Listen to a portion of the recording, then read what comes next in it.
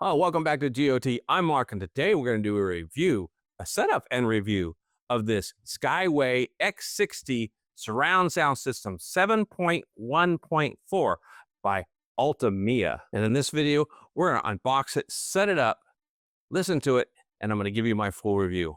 Let's go. Now, this system was sent to me again from Ultimea, and they just sent it to me and said, hey, check this out, set it up, tell us what you think, give us an honest review. And that's what I'm here to do. They have no input whatsoever. They've been really actually great about it. So let's get this thing started. Before I do, I'm going to go ahead and show you a little bit around the room because I'm actually in my media room right now where we do all of our entertainment. And I actually have a surround sound system set up in here already. And I'll show you that real quick. It's older, it's outdated. So I'm hoping that this is going to be a great replacement. So in this room, I have, a large, what is that, a 65-inch LG OLED screen. So that's a really nice screen. I do have a surround sound system set up in here, but it's an older system, and there's a subwoofer in the wall over there. And I built that cabinet to hold the entertainment system, which is an old receiver, and all the wiring goes through the walls, or actually the trim, and into the back of the TV. So this is going to be a totally different setup for me. And let's see how it goes. So what's in this thing? We're going to open it up here. And of course, we've got the nice foam packing. This is quite an extensive system, it seems. I'm going to have to do a lot of learning. So we're going to go ahead and speed through this unpacking, take a look at everything, and then get back to you.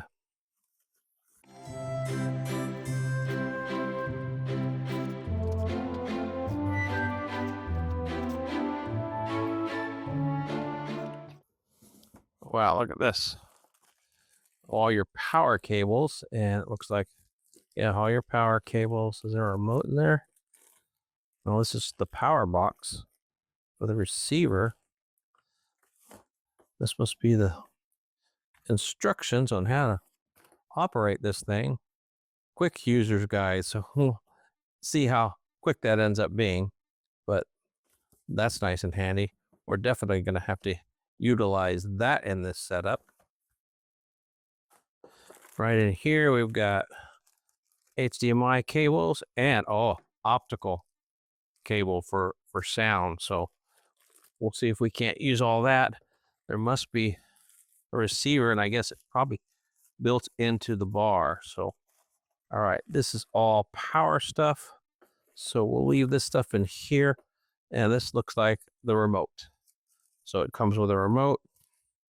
Pull this thing out real quick and take a look at it. So it's got a nice remote for your sound. Hopefully that's programmable to my other stuff. Oh, but it does say you can use it with your phones. And are these all different power modules or mounting brackets?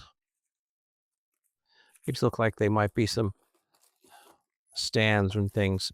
So we'll take a look at that stuff later. Man, this is quite the packing. It's not even halfway through the box yet, folks. All right, let's see here. This is a soundbar.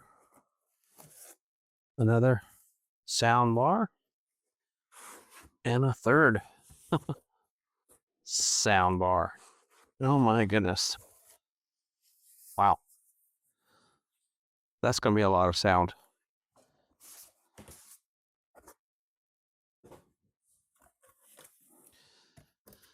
And this down here must be the subwoofer.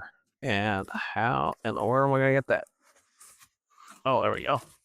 These come off. And then we can lift that out. 8-inch subwoofer. Wow. That thing is massive. Let's see. Use this tape. Put on here and pull it out. There we go.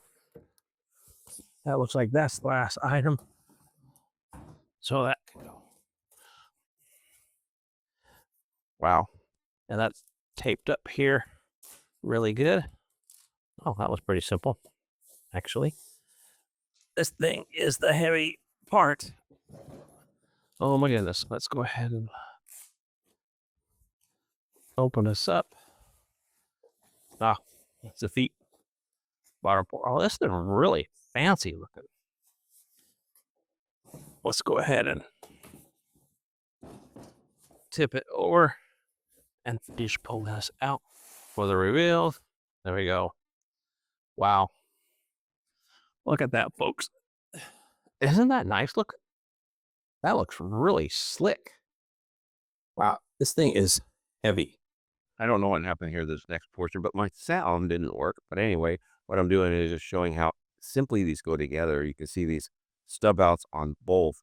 They're kind of guides right here that you can actually put them into a hole on the other piece. They both go in, and then they line up with these electronic ports here. These tabs, they connect together with pins and transfer the sound throughout the rest of the bar. You got the controls right on top. So basically, you just line up the two holes together, and once you do, you just twist it, and they go right, lock right into place. So here we go. We twist, and that's great. And then exact same thing with the other side, and then you have this one big long bar, and you can see here the controls right on the front. So if you want to control it from the bar itself, you can. You can power it off, turn up the volume, connect the Bluetooth. And here I'm showing you, we got two speakers here, 3, 4, 5, 6. And then you've got the one center is 7, plus the one would be the bass down here. That's a lot of speakers. Okay, there's nothing better than the opening scene of Star Wars. Test sound. Playing, of course, without getting any strikes. So there you have it. The sound is really good. The system's really good. I'm going to turn the light on here, and I'm going to show you the setup real quick, and then I'll talk about my experience. As you can see, I've got it set up right here on the TV, and the sound bar is right there. And remember, it's 3 pieces, and I've got it hidden pretty well under there.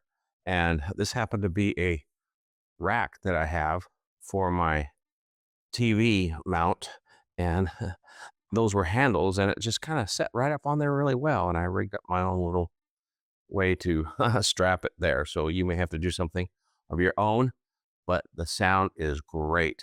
Now, what I went through is first I mounted it up there. As you can see, there are some spots on the ceiling there, and I did not like the way the sound was coming out. Of course, it wasn't really at ear level, and that's part of the problem. And you have to make sure that everything's at eye level, or eye level, so you get the ear level of sound. So with moving it down, it really improved the sound incredibly. Now I'll show you over here. The subwoofer is over here in the corner, and I will eventually put it inside the wall there. And with that, it'll still rumble the room, as you heard earlier. I have an older subwoofer in there. This is going to work out really nice. And then the back speakers are right there on the back wall. I did order some guides to hide the wire, so we'll get that installed at some point. But with that right there being just above our ears instead of directly in our ears, the sound is really great. And as you heard there, this thing really rumbles, gets around the room really well. Now, what I use in the back of this thing is, so you can see, is I did use the HDMI cable. I don't know if you can see it there very well, but I went HDMI into the back of the TV. So as you can see, I'm using the HDMI ARC, ARC. And what that does, that allows you to control the volume on the TV with any remote that you have that controls your system. So, or controls your TV. So I have several, as you can see right down there. There's 3 right there. My wife has a remote over here on her end table. There's our little buddy Bodie. He likes to hang out in here. That like it happens to be all warmed up. So HDMI, you can control the volume with any device. Using the optical cable that I start out with, you can only control it with the remote that came with the system. And that was too limiting. You get great sound, as you can see. And doing some research, it says that even the newer HDMI will do better than the optical audio cable that you have today. So that's a great thing. Now I'll show you the controls real quick and what you can do with it. So here's the control. Now what's really odd about this control is you can see here, it's got the pause and play button and everything, but it will not control the system. You can see right there, it won't control the play and pause of the video. What it does do is it controls the bass. You can see there on the system, as I press the bass button, it adjusts. It'll also control your surround. You hit your surround level. Each time you click it, it changes. It goes up to, looks like 5 or -6. I think I had it on 3. And then also you can change your equalizer. Okay, that's cinema. That's music, of course. And then you've got voice, games, and then night. So when you switch it to night, it kind of quiet things up a little bit. I like to just leave it on standard. You also have some programmable features that you can use. If you go into the app, and I would recommend downloading the app because you can do a lot of configuration. You can actually do your own equalizer and save it. And that way you can have your own personal settings on it if you wish. So download the app that comes with it so you get all your setup complete. Now, it took me a few days to actually get everything mastered and exactly where I like it. And now I'm there. I think it sounds better than my older 200-watt receiver that I have, which sounded really good coming through these main speakers, as you can see here on the back. And over here on the wall, we had the surround sound.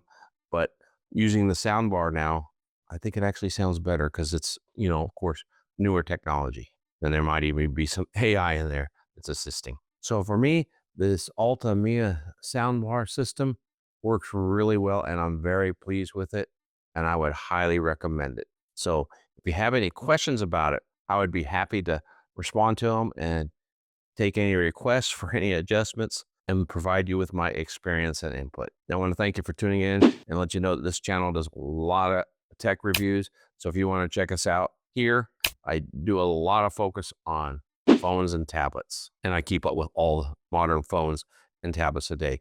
If you want to see the most current phone review, check this out here. Until next time, have a wonderful day and God bless.